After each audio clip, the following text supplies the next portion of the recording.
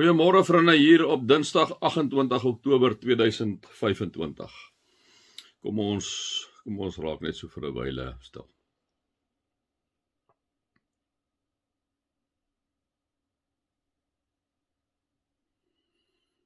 Heilige Vader, liefdevolle Vader, vergewensgesinde Vader, almagtige Vader, alomteenwoordige Vader. Here, die een ding wat ons van U weet is dat U ons Vader is, ons God en ons Vader, drie enige God en Vader, God die Vader, God die Seun en God die Heilige Gees. Here, baie dankie dat ons vir U mag aanbid. U wat in die grootsheid, U liefdeshande om ons kom slaan het, die Nuwe Testamenties inderdaad, alreeds teen die Ou Testament geprofeteer dat Jesus sou kom, en dat hy gekom het, om alleenlik in ons plek te kom sterwe, sodat ons die ewige lewe kan hê. Here, vir baie godsdienste is dit 'n aanstoot. Baie godsdienste, Here, wil nie erken dat daar iets is soos 'n drie enige God, God die Vader, Seun en Gees nie. Vir hulle is dit onmoontlik. Natuurlik is dit onmoontlik, Vader, menslik gesproke, maar vir U wat die heelal gemaak het met biljoene sterre en planete, is absoluut niks onmoontlik. Ander godsdienste, Here, wat inderdaad vir U wil kom met hulle menslike verstand probeer uitfigure, dis nie moontlik nie, Here. Here, dankie dat U nie teruggaan op U woord, Here, dat U mens geword het nie, dat U inderdaad nie dan 'n ander vertaling gee of 'n ander godsdienst gee om 'n streep te trek deur dit wat getuies by die honderde, kom sê het oor Jesus Christus 2025 jaar terug nie. Here, dat U nie deur 'n ander godsdienstige groep 'n streep kom trek en sê dit is nie meer waar nie, dis nou iets anders nie. Here, dankie dat daar so baie getuies was om Jesus te sien, hoe hy gebore is, hoe hy gelewe het, hoe hy wonderwerke gedoen het, hoe hy gesterwe het, hoe hy opgestaan het en hoe hy opgevaar het, en dat dit nie net een persoon is wat sê en beweer dat God met hom gepraat het nie. Geen getuies nie. Net een persoon.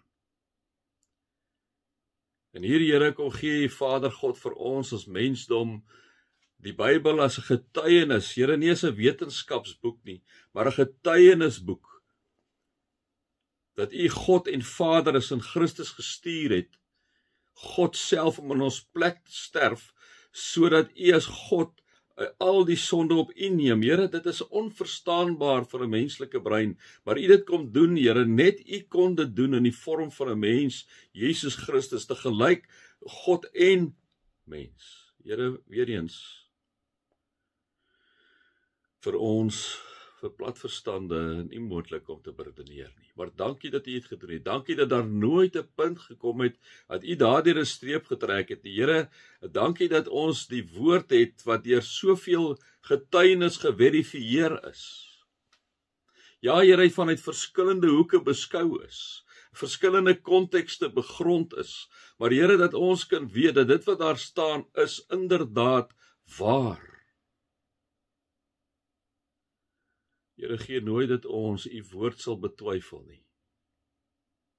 Here, die getuienisse wat U deur eeue heen daar geplaas het, om vir ons te kom sê, julle kan dit maar glo, dis waar en dis eg. Here, hoeveel kopieë daar nie is wat gevind is, om te bevestig wat Christus vir ons gedoen het nie. Here, net te veel om te ignoreer.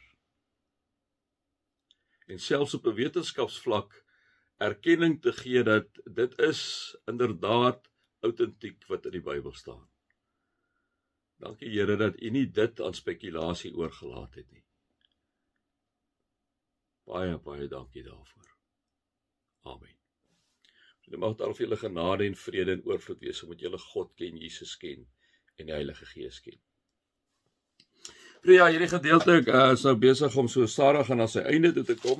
Wat bly vir my 'n baie interessante gedeelte, soos julle nou inderdaad weet. Ons is besig met Efesiërs, ons is nou in Efesiërs 5, waar Paulus maar net vir hierdie mense kom sê op 'n praktiese manier hoe moet hulle lewe, né? Waar hy vir hulle kom sê, en ons het afgesluit daarmee, ek kan nou nie weer die hele ding deurgaan, ek het gister, het ek vir julle net weer so 'n inleiding gegee waar ons vandaan kom in Efesiërs, julle kan dit weer 'n bietjie na geluister.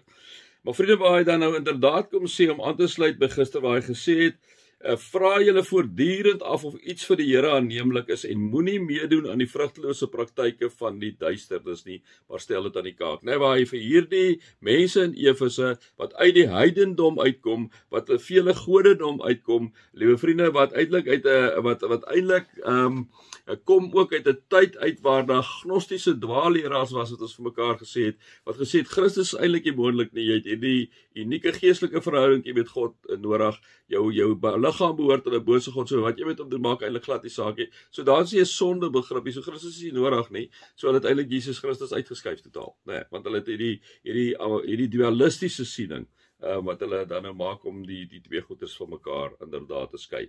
En Paulus in hierdie tyd kom sê maar net vir die mense, julle kan nie net in ontug lewe en onsedelikheid lewe en gierigheid lewe en woedend word en verbitterd wees en opvleend wees en nie die waarheid ag nie en liewe vriende en al hierdie goeders wat julle kan nie dit doen nie. So Paulus kom trek 'n streep reg deur die gnostiese denke van daai tyd om kom sê, hoorie so, as jy sê jy's 'n kind van die Here, moet jy optree soos 'n kind van die Here. Jy kan nie aangaan nie, so moenie luister na hierdie knaap nie, alhoewel Efesiërs, liewe vriende, glad nie pertinent stil staan by dwaalleraars nie, wel in ander boeke van Paulus, nee, is dit tog onderliggend daar, nee, wat hy hulle kom waarsku, wat hy eintlik net vir hulle kom sê, lewe as kinders van die Here, lewe as iemand wat inderdaad Jesus se voorbeeld volg. Dit kom sê hy vir ons in 5 vers 1. Omdat julle kinders van God is en hy julle liefhet, moet julle sy voorbeeld volg. Lewe in liefde soos Christus in die liefde geleef het. En dan sê hy hierso in vers 8, hy sê, leef dan as mense van die lig. Uit die lig kom alles voort wat goed en reg en waar is. En dan vra julle voortdurend af of vir die Here iets aanneemlik is. Vriende, dit is so belangrik, né? Maak nie saak wat ek aan julle doen, dit is altyd vir hom sal jy sê, Here, wat is vir u aanneemlik? En dit beteken 'n lewende verhouding met God. Dis ons eerste waarde. 'n Lewende verhouding beteken by God om in gebed tot God by God te wees, om sy woord te bestudeer, om te weet maar wat sê hy vir ons. En dan gaan hy aan en dan kom sê hy net, hy sê, hoorie so julle, ek gaan praat met die mense in Efese vers 5, hy sê, wees baie versigtig hoe julle lewe. Hy sê, wees baie versigtig hoe julle lewe. Nie soos onverstandige mense nie, maar verstandige mense. Maak die beste gebruik van elke geleentheid, want ons lewe in 'n goddelose tyd. Dis nog net so van toepassing op vandag, vriende. Hierdie Efese was 'n hawe stad. Ons is 'n hawe stad hier in Kaapstad, met al die goggas wat daarmee gepaard gaan. Daarom moet hy maak die beste gebruik van elke geleentheid, want ons lewe in 'n goddelose tyd. So, wat kan jy sê, hoe ons dit doen, waar ons, dis hoekom hy praat oor die veld, hy praat oor die gierigheid, hy kom praat, liewe vriende, oor seksuele reinheid, hy kom praat oor al hierdie goed, hy kom sê, hoor nie so, moenie soos die goddelose wees nie, maak van elke geleentheid gebruik om Jesus Christus uit te lewe. Moet daarom nie onverstandig optree nie, maar probeer te weet te kom wat die Here wil julle moet doen. Vriende, is belangrik in elke dingetjie wat ons doen, moet ons vra Jesus, Heilige Gees, Vader, wat is dit wat u wil hê ons moet doen? Wat is u wil in hierdie verhouding? Moet ek in hierdie verhouding ingaan? Moet ek met hierdie ou in 'n verhouding staan? Here, ek kom vra dit vir u, wat is u wil? Ek wil nie onverstandig optree nie. Moet ek met hierdie girl uitgaan? Moet ek in 'n huwelik tree met hierdie persoon? Moet ek van werk verander? Moet ek daardie werk aanvaar? Wat moet ek doen? Om vir die Here te vra, Here, maar wat wil u hê moet ek doen? Daarom sê hy, ons moet nie onverstandig optree nie, maar ons moet probeer te weet te kom wat die Here wil dat julle moet doen. Vriende, dit is crucial van elke kind van die Here is om te weet te kom, maar Here, wat wil u hê? En vriende, om dit te bewerkstellig, beteken ons moet geloofsvormende gewoontes hê. Geloofsvormende gewoontes van wandel in die woord, gebed tot God, liewe vriende, om te reflekteer, te mediteer oor die Bybel, om die Bybel te memoriseer, baie van die tekste. Dat dit deel is van jou DNA raak, liewe vriende, want so begin ons te weet te kom, wat wil die Here? Dan gaan hy so na net 'n ander onderwerp toe. So kom ons gaan maar so. Moet julle nie aan drank te buite gaan nie. Daarmee gaan ons mandigheid gepaard. En ons weet dit almal. Dit is nog altyd deel van hierdie vriende ons moet nie vir onverstandig optree nie. Vir hierdie mense moenie onverstandig optree nie. Moenie te veel drink nie. Vriende, as ek julle kan sê, hou maar sommer heeltemal op drink, né? As jy nie die drank kan hanteer nie. Hou op. As jy kan 'n drank hanteer, niks vir verkeerd nie. Natuurlik kan jy 'n wyntjie of 2, 3 vat enige tyd, moet net nie dronk word nie, liewe vriende, want ek en jy moet 'n voorbeeld stel vir mense, né? Dit lyk net sleg as ek en jy dronk raak. Moet julle nie aan drank te buite gaan nie. Hy sê nie jy mag nie drank drink nie. Hy sê moet julle nie te buite gaan nie. Moenie te veel drink nie. Want dan maak jy net jy slaan net jou naam met 'n plank. Dis eintlik al wat ek en jy doen wanneer ons te veel drank het, né? Hy sê want daarmee wanneer jy te veel drink gaan met losbandigheid gepaard. Want wat beteken ons verloor ons morele kompas, né?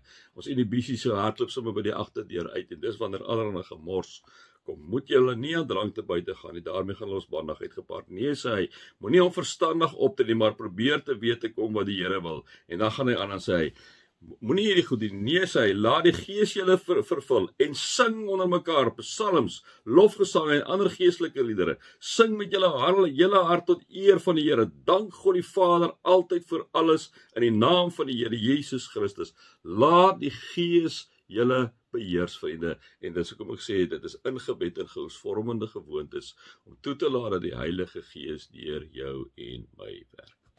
Jy wou so 'n klomp goed sê, maar my tyd is op. Mag julle God se liefde ervaar, sy genade ervaar, en die Heilige Gees se teenwoordigheid ervaar. Amen.